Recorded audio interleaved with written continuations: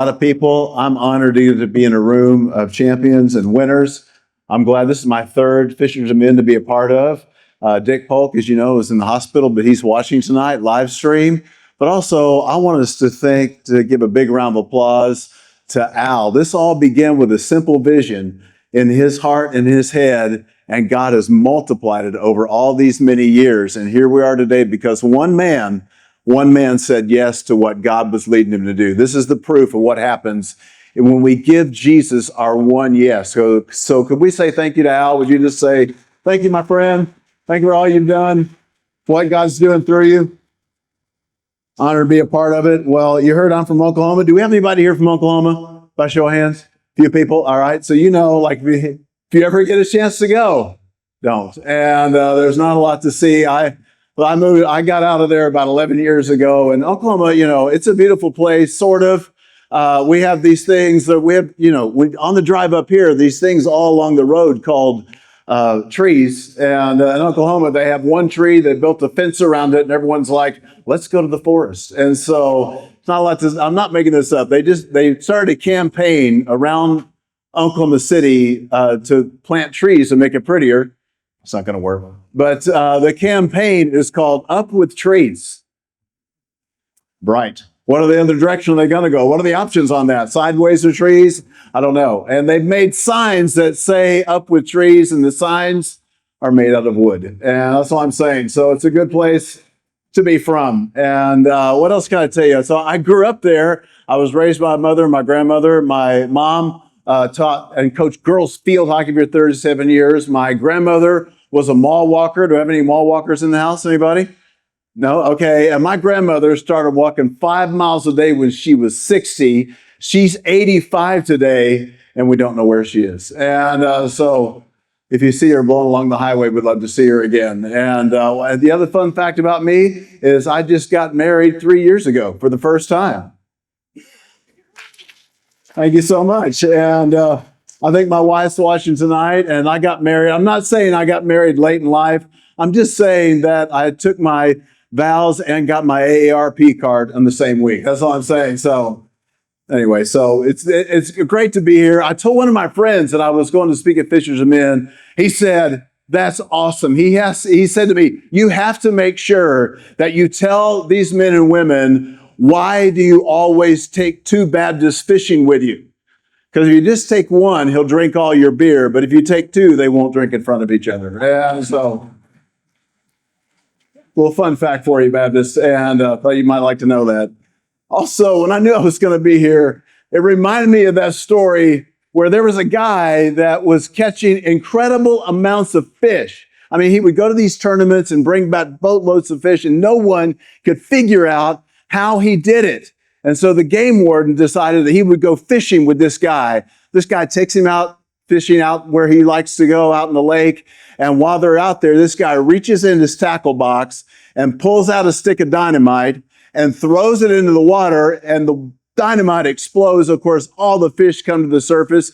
He rakes all the fish in, and the game warden says to this guy, you can't do that. That's illegal. That's against the rules. This guy lights another stick of dynamite and hands it to him and says, are we going to argue or are we going to fish? And so these are the things that go through my mind when I know it's going to be here. And so I don't know where you are on the spectrum of where you feel like you are with Jesus. I think a lot of people, when it comes to Jesus, we hit a point in life where we think, I've kind of made my share of mistakes. I've had my share of bad judgment calls. I made a few promises that I didn't really keep. And a lot of people just go, you know what? I think I'm good. Me and Jesus just got to be okay. And I think a lot of people live with that sense of, it's kind of too late for me to move forward. I'm kind of at a space and a place where I just kind of have to settle for the way things are, and God just has to get used to it.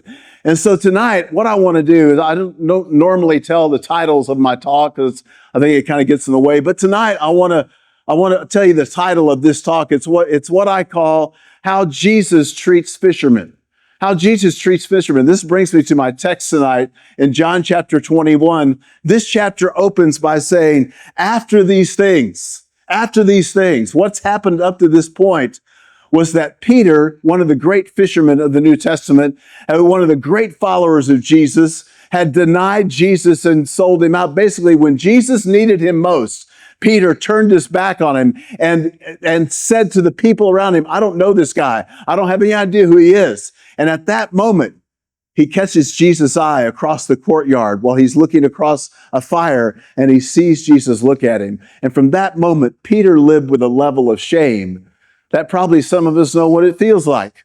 We've made some mistakes, done some things we've regretted, and there's a level of shame. You think, man, I think I just kind of missed my moment with all this Jesus stuff. And so when this verse in John chapter 21 says, after these things, this is one of the things that had happened. Peter had denied Jesus. They had come and arrested Jesus, and they'd taken him and they had stripped him down and crucified him. They hung him high and they stretched him wide, and they watched him die. Peter in that crowd watched him, knew that he had a part in it. And the amount of shame that was in Peter's heart, knowing that when Jesus needed him most, he turned his back on him. But as most of you know the story, they took Jesus' limp body down off that cross and they placed it in a tomb. And everybody, including Peter, were convinced that Jesus was dead.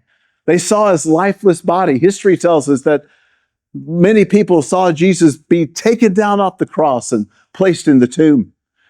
And they put his lifeless body in there. And 3 days later, he came back to life. And at John chapter 21, this is one of Jesus' appearances after the resurrection. At this point, Peter has given up.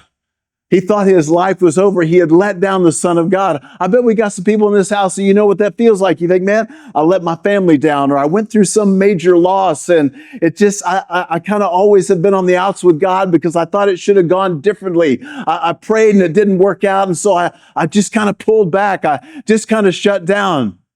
And Peter, out of frustration, didn't really know what else to do except to do what he always knew he did best, which was to go fishing. This is where we pick it up in John chapter 21. It says, after these things, that Peter and 6 other disciples all go fishing. They all go back to what they know. And it says some of his disciples, Simon Peter said to them, I'm going fishing. And Peter went back to what he knew best. And when we think about the way Jesus treats people, the first thing that Jesus does with Peter is that he comes in the midst of Peter's frustration. Peter goes back to fishing out of frustration. He had always thought that he would never follow Jesus, that Jesus was going to do something political and shake the city up, but it didn't go that way. And Peter, out of frustration, says, I'm just going to go back to what I know. And for Peter, that decision was a distraction. Some of us know what it's like to use fishing as a distraction. You think, man, the home life or my kids or the loss, I can forget about it once I get out on the water. Once I get in the boat and I just go fishing, I can kind of just block all that out. And for Peter, that's what he was going to do. It was a step of distraction. He was like, I just can't think about it. I can't think about the mistakes. I can't think about the loss. I'm just going fishing, he says. And he gets in his boat and he pushes out from the shore and he goes out to the lake. And Jesus comes in a time of frustration. That time of frustration was a time of distraction. Peter was just trying to distract himself from the disappointment. But Jesus also comes in a time of success. Peter was a great fisherman. He had people that worked for him. It wasn't a hobby for him. He was doing it to live. He was fishing to win. There was no hobby. It wasn't just a side thing that he did. For Peter, it was his life. And Peter goes back out on the water so he can experience success again, so he can do something that he's good at. And all the time, Jesus is standing on the shore. Jesus stepped in that moment of Peter's distraction to use fishing as a way to forget about what's happening, to use fishing as a way to lean into the success and think, man, I know this works for me. I'm going to do what I know best. And so Peter just went back out to fish. He was fishing to win. You see it? And then Jesus comes in the time of failure. But it says that Peter fished all night long and he didn't catch anything.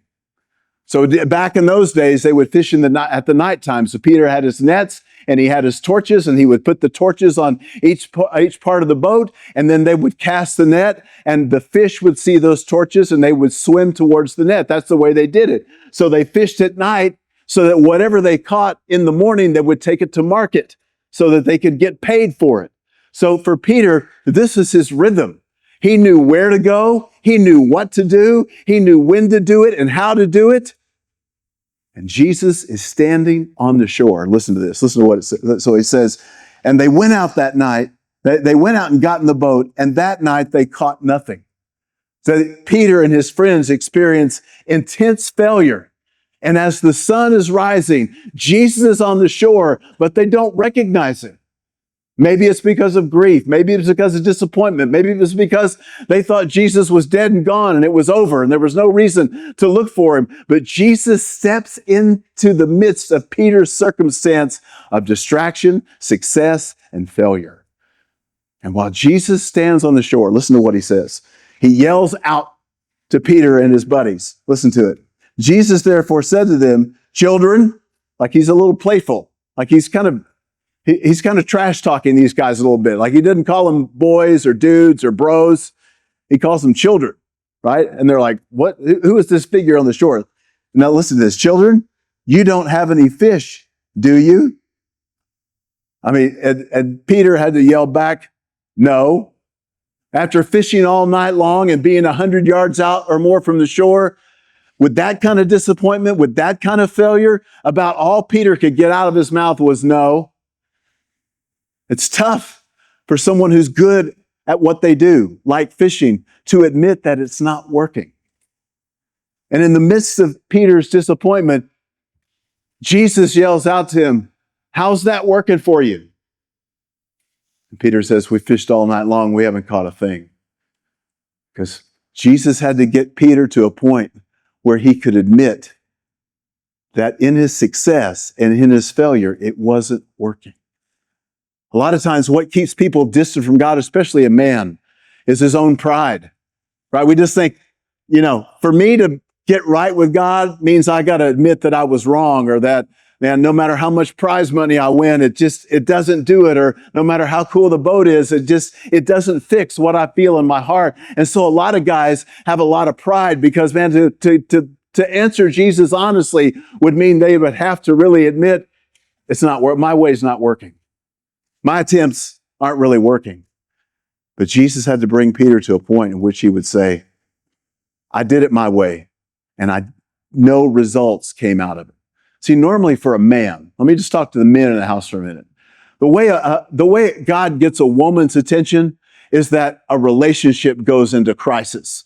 The way God gets a wife's attention, or is for something in a relationship to suffer, a marriage, a relationship with a son or a daughter, to have someone who's away and making bad choices. That's the way God gets a woman's attention. The way God gets a man's attention is that he puts pressure on what the man is good at. And then that pressure, that man has to realize that what he's been doing is not working. So Jesus from the shore is putting a little pressure on Peter to say, hey, what you made your living at, what you've been good at, is breaking down. And Jesus is standing on the shore in the midst of Peter's frustration. And one of the ways that Jesus treats fishermen is that he comes into the midst of our frustration. Where is it for you? Maybe it is with your son or daughter. Maybe you've gone through a loss. Maybe you lost a loved one. Maybe you know what it's like to have been married and now that person that was there is no longer there anymore. And Jesus stands in the midst of that frustration. Maybe you know what it's like to win a lot of prize money and got hundreds of thousands of dollars of gear, $100,000 tied up in boats and pickup trucks. And you hit a point and you go, why is this not working? I'm doing what I did in the last term. I'm doing what I always do. Why aren't there any results? And it's God's way of bringing us to a point in which we would finally get honest with ourselves that we can't make our own life work. We can't be distracted long enough to make all the disappointment go away. How does Jesus treat fishermen? He comes in the midst of frustration. And then number two, he creates a way for us to find it. Jesus always creates a way for us to get to him. right? In other words, what he's doing with Peter is that he's about to create a way for Peter to recognize Jesus in the midst of his life. So one of the ways God treats fishermen is that he finds a way to create a pathway whereby we can get to him. You see it? Now look what happens. So watch this. So he says, you haven't caught anything, have you? And they answered and said, no. And he said to them, cast your net on the right side of the boat, and there you will find a catch. Now, first of all, this is, you have to think about this for a minute. Peter is out in his boat, and some random guy is yelling directions on how to fish better. How to tell you, Peter's like, I'm going to take advice from some carpenter, some guy on the shore who makes furniture for a living, going to tell me how to fish, right? Peter's like, I know what to do. I know where to go and how to do all this. And this voice yells out, cast on the other side. I'm sure Peter's like, really, it's that simple? You want me just to go from here to there? That's it? That's it?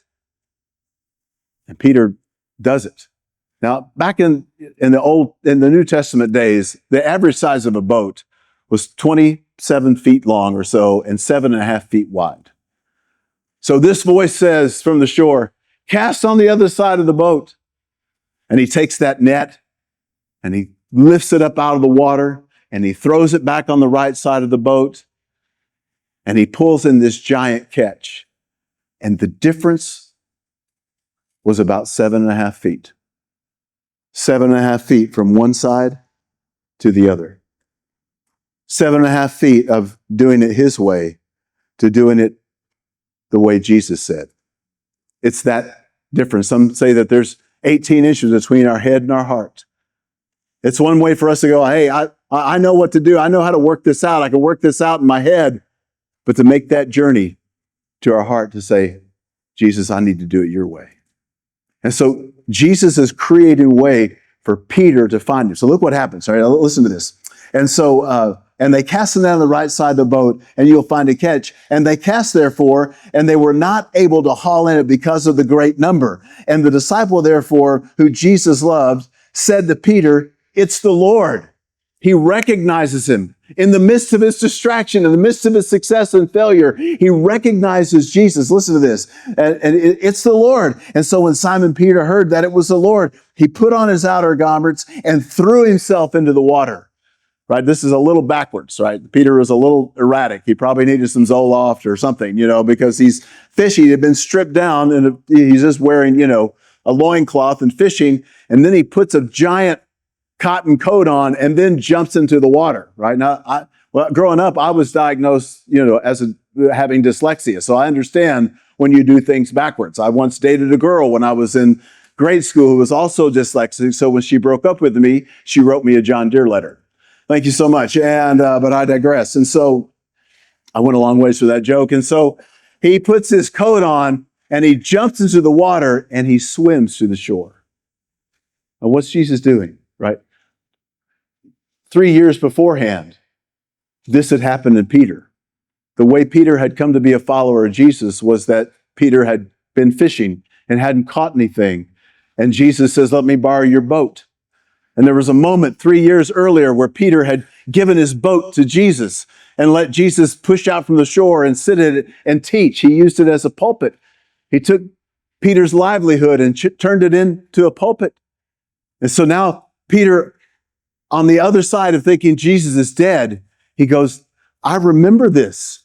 I remember this moment. This happened to me 3 years ago. And he wakes up and he says, it's the Lord. And he puts on his garment and he jumps into the water. And the text says he threw himself into the water and swam as hard as he could to get to the shore. And Jesus had made a way to get to him. You see it? Now, is that true for us? Is the way limited just to Bible people that lived long ago? Well, for you and I, the way is Jesus can get to anybody, anywhere. All this had happened while Jesus was standing on the shore. You got to imagine, Jesus is on the shore and Peter is out in the boat in the water. And here you have the eternal standing on solid ground, speaking into the temporary. Peter's in his boat on the waves, which, as you know, can can change in an instant based on weather and temperature and cloud coverage and sunlight. And Peter is in a boat that is shaky and temporary. And now you have the voice of the eternal speaking into someone who's trying to get their life together. And he says, Peter, I got a way for you. I got a way for you.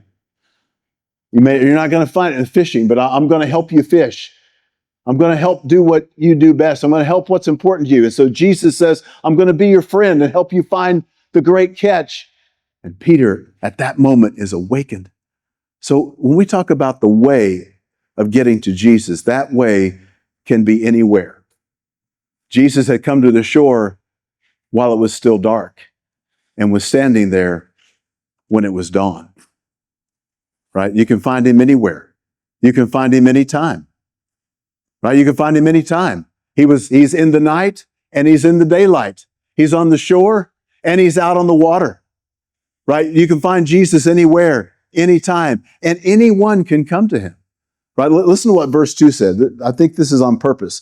And there were together Simon Peter and Thomas called Didymus and Nathanael of Cana of Galilee and the sons of Zebedee and two others. It doesn't name the other two. You know why? Because I think it includes us. That anyone, anywhere can get to Jesus. Regardless of your age or stage in life, regardless of the broken promises or the regrets or the whatever walls you built between you and God, anybody can get to Jesus anywhere, at any time, at anyone. I mean, listen to what this says in verse 11. And so he says, it's the Lord. You get down to verse 11. And they pulled in a great catch of 153 fish. So someone took the time to count. Right? This is not just 40 pounds. It's 153 fish. This means that someone, when they pull that net up, someone starts going 1, 2, 3, and Jesus says, "Bring it over here." Like, just a minute, Jesus. 4, 5, 6, and he's like, "Just come over here." And like, hang on, 7, 8, 9, 10. And then someone counted the fish, and the text says it was 153. Very specific. You know why that's there? Because at that moment in history, that was the number of species that were in the ocean. There were exactly 153 different types of species that lived in the water.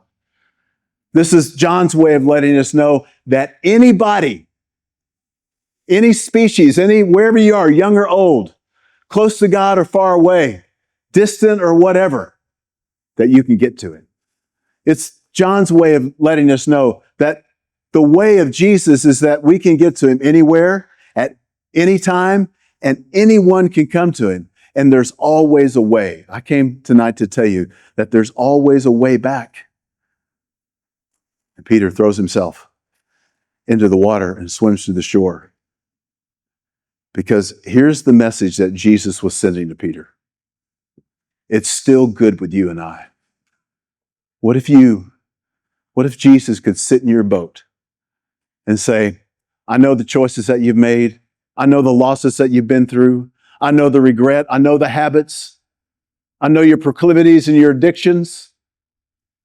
And you could hear Jesus say, it's still good with us. It's still good with us. I came tonight to tell you that God's not mad at you. That there's no voice of anger or condemnation in this story. This is the way Jesus treats fishermen. He comes in the midst of our frustration and he creates a way for us to get to him. That any species, right, no matter what you are, wherever you happen to be, rich or poor, young or old, that there's always a way back. There's always a way to him. And Jesus says to Peter, and he says to you and I, you know what? It's still good with us. He says to Peter, I'm not mad at you. I'm not upset with you. And I wonder if we've had some people, maybe you've lived decades thinking that God didn't want you or that he was upset with you. And yet Jesus creates a way for us to get to him. And he says to us, you can come back because it's still good with you and I. How does Jesus treat fishermen? He comes in the midst of our frustration. He always creates a way for us to find him. And then number 3, he calls us forward. He calls us forward. So Peter swims to the shore. Now listen to what happens. And he saw there a charcoal fire already laid and fish placed on it. So Jesus was making breakfast for Peter. Now this is a big deal, right? One, when Peter had denied Jesus years ago, he denied it over a fire. he was standing in a courtyard warming himself with the enemy. The very people that he was supposed to protect Jesus from were the people that he was siding with. And he denied Jesus over a fire. And now as Peter gets up out of the water and comes to the shore, Jesus has created a fire. But this time it's a fire of redemption. This time it's a fire that says, man, it's all good with us. And he makes him breakfast, right? Which in the New Testament wasn't just a meal. It was a gesture of forgiveness. It was Jesus' way of saying, it's all good with us. I got what you need. Go ahead and pull your fish in, but I already got the fish on the fire. So Jesus makes breakfast. He makes a fire and he makes breakfast. And then he says, I want you to come over here and listen to what he says. And he placed on it bread. And Jesus said to them, bring some of the fish which you have now caught and bring it over here, which was 153. So they drag this catch up out of the boats and onto the shore. But Jesus doesn't use any of it. He already has fish on the fire. And this is important for us because what Jesus wants is for us to bring to him what we have. Whatever state your life is in, whatever your past has been like, Jesus is like, you just bring it to me, but I already made the provision. Right? This is why the Bible is careful to say that when we were in our very worst state, that at that moment, Jesus died for us. While we were yet sinners, Christ died in our place. He already made the provision. You see it? So he builds a fire, he makes them breakfast, and he has Peter come and sit down. And then he asks him 3 questions. Now, some of us know this story, some of us don't. But I'm not going to read all these verses, but Jesus asked him the same 3 questions, the same question 3 times. And we get down here to verse 15. So when they had finished breakfast, Jesus said to Simon Peter, Simon, son of John, do you love me more than these? Some people think that meant his past. I happen to believe that Jesus was probably pointing at the catch of the 153 fish. And he says, Peter, do you love me more than your career? Do you love me more than your hobby? Do you love me more than your greatest passion? Do you love me more? Some people think he was talking about the other disciples that were there. And he says, Peter, do you love me more than all these other people? Because way back in the day, Peter said that he would never deny Jesus, and now he had let him down. And Jesus says, do you love me more than what you do? Do you love me more than your job title? Do you love me more than your championship? And Peter says, listen to his response. And he said to him, yes, Lord, you know that I love you. And he said to him, then feed my sheep. And then Jesus said to him again, a second time, Simon, which was his old name, which means shaky, right? He says, oh, shaky one, son of John, do you love me? And he said to him, yes, Lord, you know I love you. And he said to him, then feed my sheep. And he says it one more time. He asked him this question. He said to him a third time, Simon, son of John, do you love me? And Peter was grieved because he said to him a third time, do you love me? And Peter said, yes, you know I do. And Jesus said, feed my sheep. Now here's what's important about that. In these 3 questions, there's not one reference to Peter's past. There's no reference to his denial. There's no reference to him cursing Jesus and cursing about Jesus. There's no reference to his betrayal. Not once does Jesus say, you know, Peter, after what you've done, I can't really use you like I was going to. Looks like it's just not your day. There's no reference to any of that. Everything that Jesus is talking about in these 3 questions is about what he's going to do in the future. And this is what you need to know, is that Jesus has already dealt with the past. And I know you think to yourself, are you just telling me that Jesus just waved off Peter's denial? That he just said, well, hey, it's no big deal. Here's some fish. Let's have breakfast. No, that's not what I'm saying. Jesus didn't just wave it. Are you saying that Jesus is going to wave away decades of addiction in my life? He's going to wave away decades of abuse and lack and abandonment, that he just waves it away? No. He doesn't wave it away. He pays for it. He goes to the cross and he paid for all our sin, our sorrows, our suffering, our scars, our screw-ups, our secrets. He paid for it. He paid for our past so that he could give you a future. I came tonight to tell you that it's not too late for you to give your life to Christ. Jesus said to Peter, and when he made a way, he said, Peter, it's all good. It's all good with us. And then through the breakfast and the questions, he says to Peter, I still want you. I want you to hear this tonight. Jesus still wants you. He's not done with you. Not because of your age, your mistakes, your greatest disappointment, your biggest distraction. Jesus is not done with you. He still wants you. And if he could, he'd sit down at that table right across from you tonight and say, I still want you. These questions weren't asked in anger or condemnation. Some of us, we think of God, we think of, that he's ticked off at us, that he's disappointed in us and go, how could you do this? And yet, that's not what's in this text. When we talk about how Jesus treats fishermen, he always speaks with compassion. He says, I still want you. It's not too late. You're not too far away. And he says, I still want you. You see it? But the dilemma we have is that most of us have succeeded our way into where we are. We got a room full of champions here. You're here because you won. You're here because you're good at what you do. And the problem we have is that our success can't get us into the presence of God.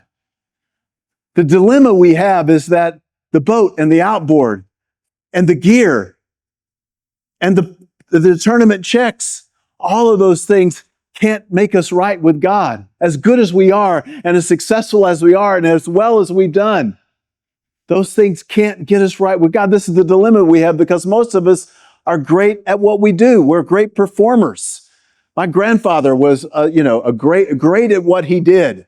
And he was very performance oriented. And he said to me one time, how old are you? I said, I'm 5. He says, when I was your age, I was 6. Like it was just never good enough, right? There was just always this huge expectation. And so some of us, we think, man, maybe I can just go off my success and that maybe God, that'll help me get better with God. Maybe if I can just do a little bit better with my marriage, that'll help me to be. But the problem we have is that we can't fix it with our success and we can't fix it with our tournament checks and we can't fix it with our skill set. So what do we do? What do we do? This whole story started with Jesus getting Peter to admit that he hadn't caught anything and that everything shifted for Peter when he did it God's way. When Jesus says, why don't you cast on the other side of the boat? 7.5 feet shifted everything. 7.5 feet shifted everything. And everything shifts when we go, you know what? I need to do it your way. I need to do it your way. I'll never forget, I was speaking at a fishing tournament years ago with Jimmy Houston. And, he had his shirt on with all the sponsors on it, I'll never forget, he said to me, Dave, you see all these sponsors on my shirt? They don't mean anything when it comes to my relationship with Jesus. He said, none of this stuff's going to get me into heaven. I'll never forget it. We were standing on the shore and he said to me, I've been really successful, but none of this stuff is going to get me into God's presence. Well, what do we do with this?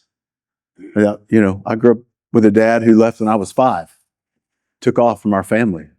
And he was a hard drinker and partied hard and smoked hard. My dad smoked 4.5 packs a day on the same match. So he was quick, you know what I'm saying? And he was, he was going through a case of Jack Daniels every couple of days. I mean, he lived a hard life. I'll never forget, man, he drank himself to death, literally. He drank so much that he ended up in the hospital. And I went to the hospital and held his hand. That's about all he could do was just grip onto my hand like that, He was only 54, but he looked like he was about 70 because the world had just taken a toll on him. Broken, drank himself nearly to death. And I said to my dad that I hadn't seen since I was 5. And I was 21 at this point. He left when I was 5. I didn't see him until I was 21. And I'm standing at the hospital side of his bed and holding his hand. And I said, are you ready to give your life to Jesus? He was a great businessman. He was a great worker, earned a lot of money, but had some things in his life, some addictions that just spiraled out of control. When I asked him, I said, are you ready to give your life to Christ? I remember him squeezing up on my hand. And I walked him through it. And he gave his life to Christ in that hospital bed. And that was on a Thursday, and he died on Friday. I'm thankful that I know where he is, but I'm sad because he missed out on a lot of what God had for him. And I came tonight to tell you that it's still good with God and that he's not mad at you and that he's made a way for us, that he still wants you.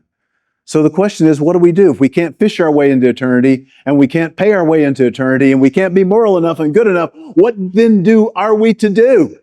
Well, there's a verse that answers that question over here in Romans 10. Listen to what this says. This tells us exactly how to do it. Well, now watch this. Ready? Romans 10:9 says that if you confess with your mouth Jesus as Lord. Now to do that, it means that we already know that Jesus is Lord of the earth. He's Lord of the heavens. Philippians says that his throne is over and above the heavens and the earth, that he is before all things, and in him all things hold together. That's not what this is decided. He's already Lord of eternity. The question that hangs in the balance tonight is he Lord of your life? So this says, listen to what this says, that if you confess with your mouth Jesus as Lord, that means that you're saying, my boat's not my Lord, my checks aren't my Lord, right? My championship's not my Lord. Jesus, you are my Lord. I'm going to take all the success of my life and all the failure, and I'm going to bring it up to you. I'm going to put it underneath you. Do you see it? Look what this says, that if you confess with your mouth Jesus is Lord and believe in your heart that God raised him from the dead, right? Not philosophically. Not that God, that Jesus was in some kind of stupor and he kind of woke back up. But that God raised him from the dead, that when they took his limp body off the cross and they laid him in the tomb, they put a stone over it because everybody was convinced that he was dead. But when Jesus laid in that tomb, his blood began to flow again, and his veins began to open up, and his corpuscles begin to function, and his eyes begin to flitter, and his fingers begin to twitch, and his toes started to twitch, and the life of God filled his body, and he got up, and he stood in front of that stone, and the resurrection power of God moved the stone away, and he walked out, having beat physical death and spiritual death, that Jesus is alive tonight. And because he beat physical death and spiritual death, he's able to make sense of our life. That's what that means. So this is if I'm willing to confess that Jesus is Lord of my life and believe in my heart that God rose him from the dead. This is not just a metaphor or a philosophy, but Jesus literally came back to life, and he's alive even as we sit here tonight. And listen to the last part of this. And believe in your heart that God raised him from the dead, you will be saved. You will be saved. It doesn't say you got to make a lot of promises, clean up your life, turn in your skill set, turn in your money. It doesn't say that. It says, I gotta say, Jesus, you're the Lord of my life. I believe that you're alive. And then it says one more thing. Listen to Romans 10. This is 10:13. For whoever will call upon the name of the Lord will be saved. I gotta look at it. I gotta confess with my mouth that he's Lord. I gotta believe that he's alive. And I have to ask him. I have to ask him. This is the biggest step for most of us because it means we have to admit that we need him. But this is how we do it. People say, well, but maybe if I'm just good enough, God will let me in. But good by whose terms? Your terms? My terms? How do you define that standard? People say, some people say, well, I'm basically a decent guy. I love everybody. Come on, you know that's not true. There's people in your life that you wouldn't swerve the car to hit because it'd be a waste of gas. There's people in your life that get on your last nerve right now. You know, right? Loving everybody is not the answer. We don't love everybody, right? We can't be good enough. We can't love everybody. All we can do is to say, you know what? I need Jesus. How does Jesus treat fishermen? He comes right in the midst of our frustration. He creates a way for us to get to him. And then he tells us, let's go forward. He says to Peter, it was ugly, it was bad, but now let's move forward. And the next step forward is this prayer. This is the prayer. So I'm going to ask you, if you would, just for a minute, everyone to bow their heads and close their eyes. And I'm not asking you to do this out of shame or secrecy, but it's because this prayer is about you. Nobody at your table can pray this prayer for you. You ready? Dear Jesus, I believe that you are the Son of God. And I believe that you're alive. And I know that I'm a sinner. And I need a Savior. I admit I can't fix my life. And as best as I know how, tonight I ask you to step out of heaven. Just say it to him. I ask you to step out of heaven and step into my heart and be the leader and the Lord of my life. Every step, let it follow your way. Oh, Jesus, I come to you. Take me as your